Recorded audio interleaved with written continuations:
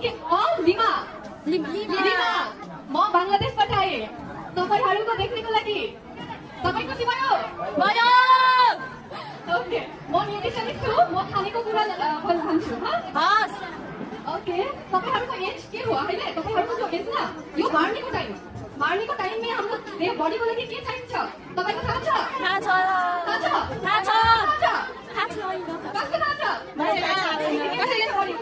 के खानेकुरा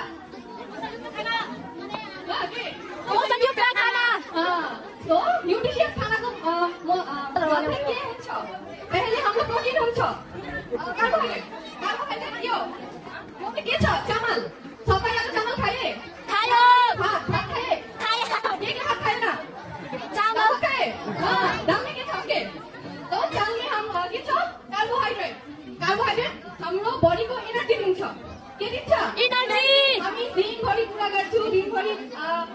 के बोले स्टडी गर्छौं खेल्छौं सबैको लागि कार्बोहाइड्रेटको एनर्जी चाहिन्छ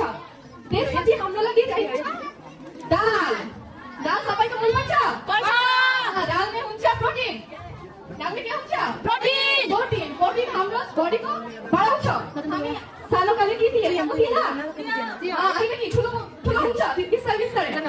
ठुलो हुनेको लागि हाम्रो धेरै प्रोटिन लाग्छ तो हाम्रो मन छैन ठुलो हुन्छ सबैको मन पर्छ दुधको हाम्रो के खाना पर्छ दाल भात माछा मासु पनि चाहिन्छ दाल माछा मासु अंडा डेली एक पटक न्यूनतम माने एटलिस्ट एक पटक माछा मासु र अंडा चाहिन्छ दुध पनि चाहिन्छ दुध पनि कफी चाहिए ओके त्यसपछि हामी यो के हो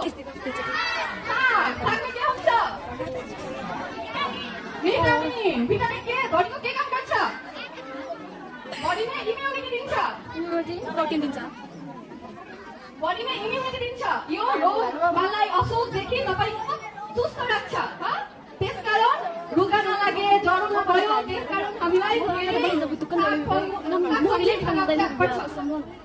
त्यसपछि यो के छ यो फ्रुट एक टाइपको फ्रुट हुन्छ फ्रुट दिनमा एक पटक मास खान पर्छ आज नि धेरै गर्ने खान्छ छैन तो फ्रुटमा के हुन्छ धेरै पानी हुन्छ घाममा हाम्रो पसिना आउँछ न पसिना आउँछ हाम्रो बडीदेखि पानी जान्छ त्यसकारण हाम्रो फ्रुट खान पर्छ फ्रुट हाम्रो बडीको त्यो पानी मिलाउँछ तो आज के फ्रुट